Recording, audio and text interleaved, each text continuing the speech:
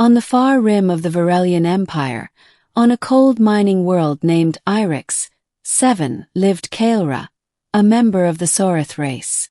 The Sorith were tall, broad-shouldered, with armored scales along their necks and ridges across their cheekbones.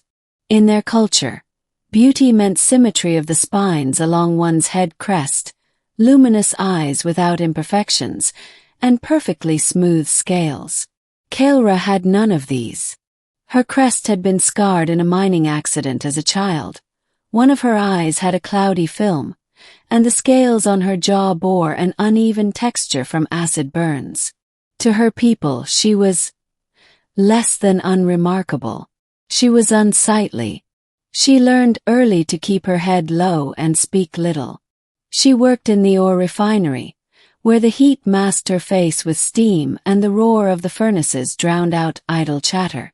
She avoided public gatherings, not wanting to hear the whispered reminders of her condition.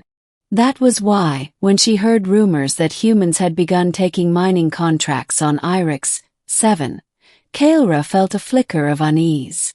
Humans were said to be bold, direct, and unafraid to speak their minds.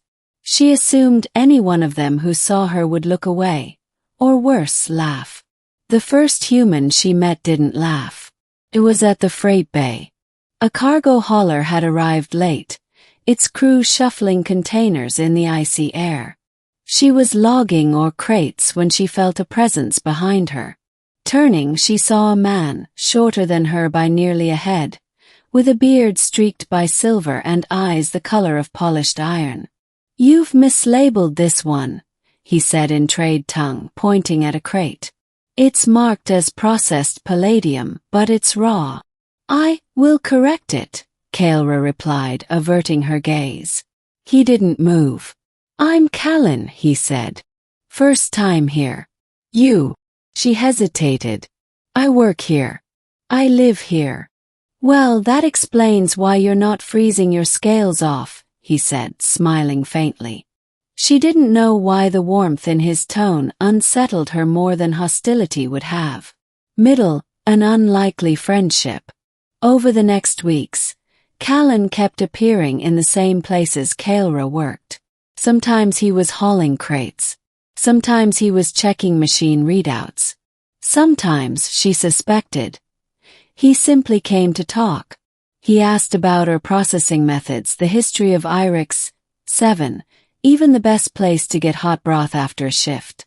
At first, she kept her answers clipped. She assumed it was politeness or boredom driving him. But humans were persistent creatures. One day, during a maintenance delay, he offered her a small flask. "Try this," he said. She sniffed it cautiously. "What is it?" "Hot chocolate. I brought it from Earth. Sweet, warm, good for miserable cold days." She sipped, and the strange flavor bloomed on her tongue, richer than anything in Irix 7's ration halls.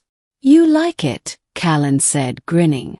She handed it back quickly. "It is acceptable." "Which means you like it a lot," he teased.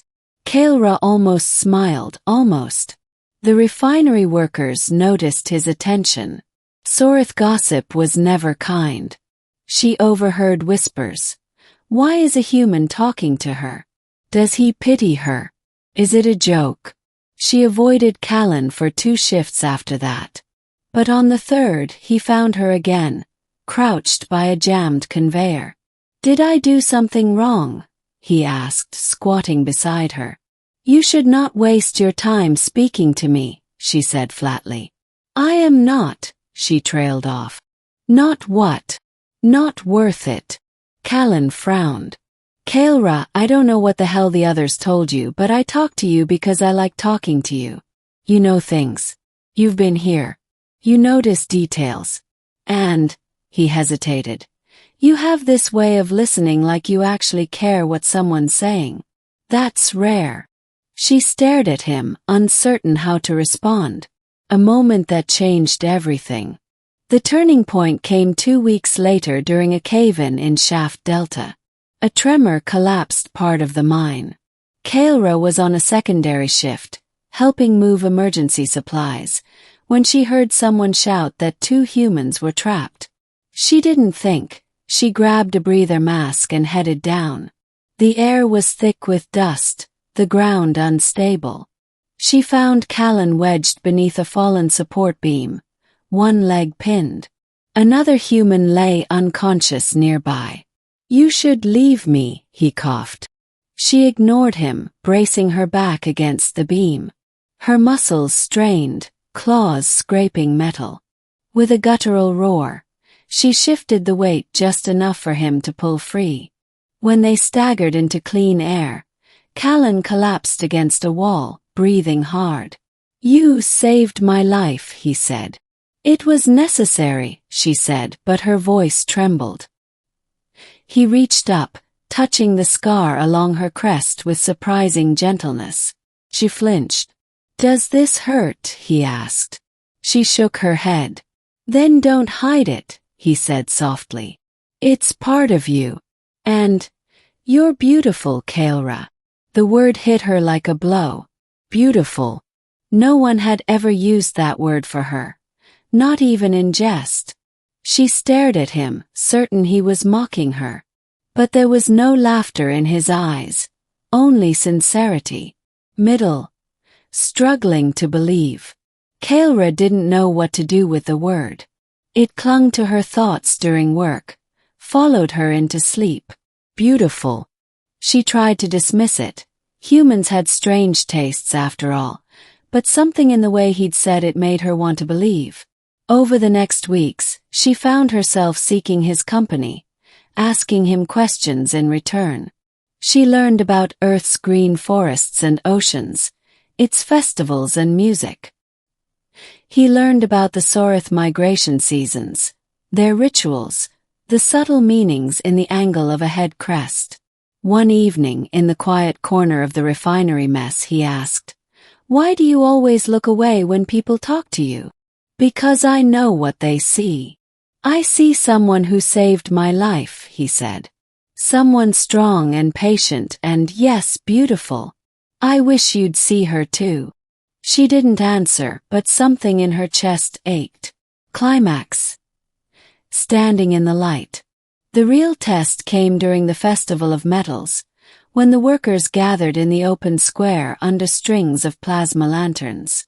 Kaelra never attended. But that year Callan asked her directly. "Come with me," he said. "I know. People will stare. Let them." Against her better judgment she went. The crowd was loud, colorful. Sorith in polished armor, humans in heavy coats, traders from distant moons. She kept her crest lowered, staying close to Callan's side. At one point, a group of young Sorith males passed, their laughter cutting sharp. "Look, the scarred one's found herself a human pet." Kaelra froze. The old shame surged up, but Callan stepped forward. "Careful," he said, voice calm but edged. "That scarred one could probably carry 3 of you out of a cave-in without breaking a sweat." The males sneered but moved on. Callan turned to her. "Don't let them write your story, Kaelra. You get to decide who you are." For the first time in years, she lifted her crest fully in public. The lantern light caught the uneven ridges and cloudy eye, but also the strength in her posture. Callan smiled. There she is, ending the woman who believed. Months passed. The mining contract ended, and Callan prepared to return to Earth. Kaelra felt the hollow ache of knowing he would leave, but also a strange new courage in herself. On his last day, he handed her a small, flat device. "It's a hollow communicator, so we can still talk. And when I come back, because I will, you'd better be ready to give me a proper tour of this place." She managed a smile. "I will."